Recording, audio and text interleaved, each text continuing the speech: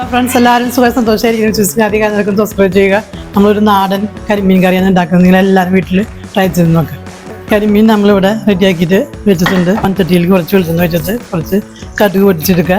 അത് പൊട്ടി വരുമ്പോൾ ചുവന്നുള്ളിയും ഇഞ്ചിയും പച്ചമുളകും ചേർത്ത് കൊടുക്കുക. കറിവേപ്പിലും ചേർത്ത് കൊടുക്കുക. ഇതിലേക്ക് ഒരു സവോളയും കൂടി ചേർത്ത് ഉപ്പിട്ടിട്ട് നന്നായിട്ടൊന്ന് വഴറ്റി എടുക്കുക. ഇതൊക്കെ നന്നായിട്ട് വഴന്നു വന്നിട്ടുണ്ട്. ഇനി ഈ മസാലപ്പൊടികൾ 2-3 സ്പൂൺ കാശ്മീരി മുളക് പൊടിയും 1 സ്പൂൺ 1.5 സ്പൂൺ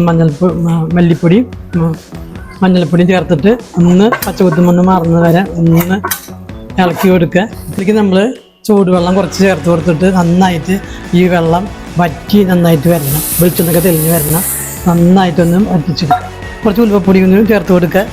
വെളിച്ചെണ്ണൊക്കെ നന്നായിട്ട് വറ്റി ഏകദേശം വരണം. സ്വല്പം കൂടി ആവും. ഈ പൊടികളൊക്കെ നന്നായിട്ട് വറ്റി നന്നായിട്ട് മൂത്ത് വന്നിട്ടുണ്ട്. ഇതിലേക്ക് നമ്മൾ 2 കഷ്ണം കുടംപുളി എന്നിട്ട് കൊടുക്കുന്നുണ്ട്.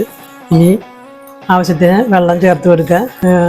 ഒരു 1/4 മാങ്ങയുടെ കഷ്ണങ്ങൾ വന്നിട്ട് ഇതൊക്കെ നന്നായിട്ട് ആവശ്യത്തിന് ഉപ്പ് ചേർത്തിട്ട് നന്നായിട്ട് ഒന്ന് തിളച്ച് വരുന്നതിന് ഏറ്റവും അവസാനമാണ് നമ്മൾ മീൻ ചേർത്ത് കൊടുക്കുന്നത്.